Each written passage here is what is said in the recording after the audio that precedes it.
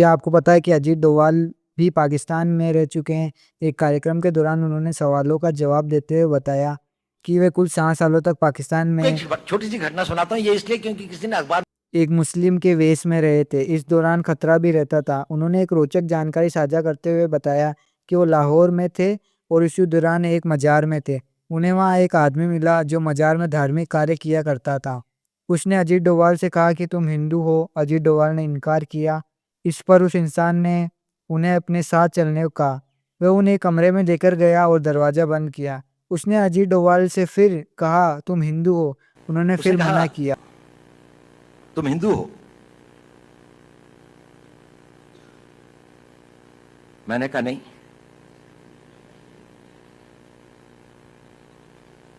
कहता मेरे साथ आओ।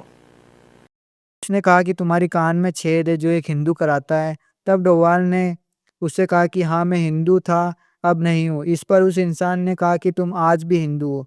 मैं तुम्हें सलाह दे रहा हूँ कि इसे सही करवा लो, क्योंकि इस तरह घूमने से तुम्हें खतरा है।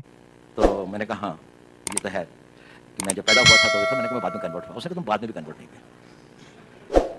खैर उसने कहा कि इसकी प्लास्टिक सर्जरी करवा लो, इस तरह से घूमना ठीक नहीं है। मैंने कहा अच्छा। खैर वो मैंने करवा ली या नहीं करा, इसके बाद में भी है, दिखाई देते हैं, कम कम दिखाई देते हैं पर दिखाई देते हैं। लेकिन मैंने कहा ये बताइए इतनी सूक्ष्म दृष्टि और इतना नहीं, मैंने नहीं कहा, उसने कहा। उसने कहा देखो पता है मैंने ऐसा क्यों कहा।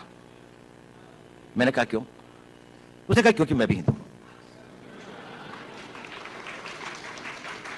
और उसने कहा कि देखो मेरा सारा परिवार इन लोगों ने मार दिया था, मैं यहां पर किसी तरह से अपने दिन काट रहा हूं। मुझको बहुत खुशी होती है जब आप लोगों को देखता हूं, लेकिन मैंने भी अपना बेस बदला हुआ है। लेकिन देखो इस कमरे के अंदर, और फिर उसने कलमारी खोली, उसके अंदर में एक शिव जी की और एक दुर्गा की एक वो रखी थी। उसने कहा देखो मैं इनकी पूजा करता हूं, लेकिन बाहर जाकर मस्जिद के अंदर में सब लोग मेरे को यहाँ का एक रिस्पेक्टेड उलेमा समझ लीजिए, उलेमा तो नहीं लेकिन वो समझ लीजिए मतलब रिलीजियस मैन की तरीके से वो करते हैं।